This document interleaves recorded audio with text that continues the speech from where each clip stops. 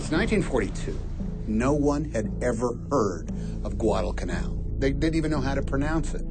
So the average 18, 19, 20-year-old Marine, he's fighting an unfamiliar enemy on unfamiliar territory in an unfamiliar terrain.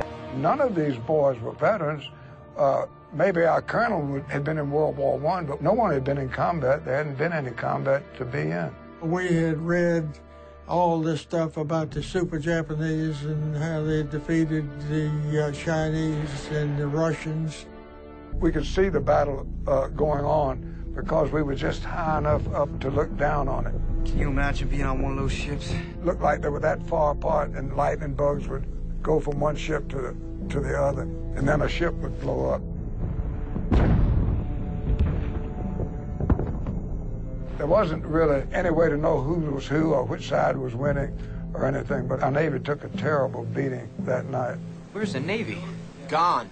Air raids started immediately, mostly bombers from a very high altitude. It plastered the whole airfield and the troop area. They would come once or twice a day, sometimes even 3 times a day. The main target, which all the enemy bombers concentrated on, was the airstrip, for which the American Marines had fought so hard.